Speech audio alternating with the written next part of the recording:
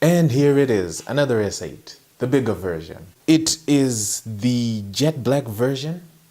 Before we go anywhere, I would like to inform you that this is a proper, complete fingerprint magnet. I mean, the maple gold we had last week, it did a better job of hiding the fingerprints. The same slick design, it's just like a magnification of the S8. It's slick, and because it is slick, it's also pretty slippery. But here is a walkthrough of the device.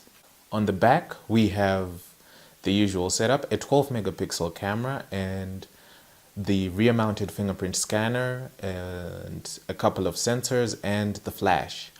On the top, we have the SIM and micro SD card slot and the primary microphone. On the bottom, we have the 3.5mm headphone jack, the USB Type-C port, and the loudspeaker. To the left, there is the volume rocker, the Bixby assistant. To the right, a power button, and on the front. Right, I will explain the screen size in a moment, but just a bit of a history lesson, or just a lesson. The world of smartphones is divided into a certain number of categories. You have compact smartphones, phones between 4 and 4.7 inches. You have the standard smartphones between 5 and up to now stretch it to 5.5. And we have the phablets. Well, I would say from 5.5 all the way up to 6 inches.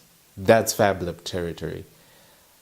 Up until other guys decided to have their own category of smartphones, which is between the phablets and the tablets. Sony called their version the Xperia Z Ultra, which had a 6.4-inch display. The Huawei also released its version, which was called the P8 Max, which had a 6.8-inch display. And Samsung apparently, with the S8, decided to fall into that category as well. So the Samsung has a 6.2-inch display. Again, you know, I love comparing these things so that you have an idea of what's going on.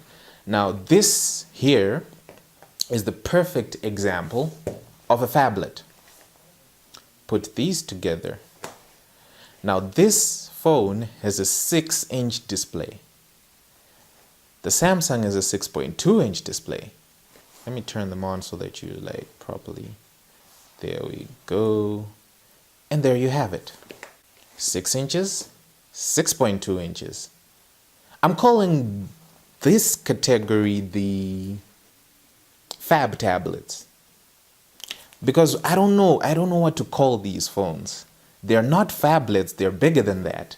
But they're not tablets as well. They're much, much too small to be that. So because of the awkward ratios of the display, you'll find out that there are some black bands on the edges of the display there. On some videos that are produced by Samsung, they make use of the whole display, but standard video content that you're gonna be viewing won't.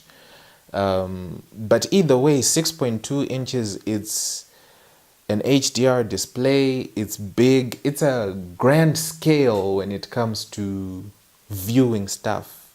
It's fun to view stuff on this display. Everything pops. The color is just, it smacks you in the face. The camera on the S8 Plus is the same one you'll find on the S8. It's a 12 megapixel camera, which does take awesome pictures as well.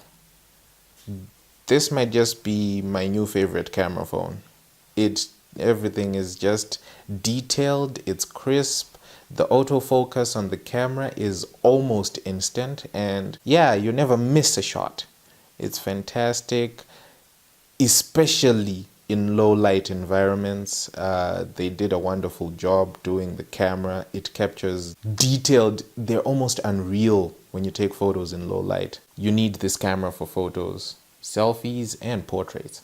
Since it's a bigger phone, it should obviously come with a bigger battery, which it does. I would say a spacious 3500 milliampere battery.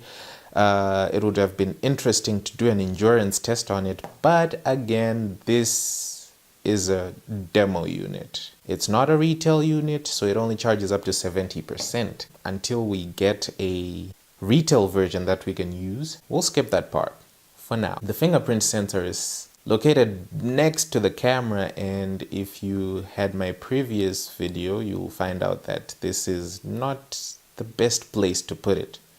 Most people mistake the camera lens for the fingerprint, which is gonna smudge the camera a lot. But I'm sure you'll get used to it. If you don't, you'll be glad to know that the camera tells you once in a while to clean the lens, because they know. They think about these things, you know. The front of the phone has an 8 megapixel selfie camera and the iris scanner. So you can unlock your files using your eyes. You can unlock apps. I'm not sure if you can pay for purchases by using your eyes as authentication, but I'm pretty sure Samsung Pay will allow it. Yes, guys, this is the Samsung Galaxy S8 Plus, the S8's bigger brother, the bigger version of it. It's no longer a phablet, it's a fab tablet. Until next time, cheers.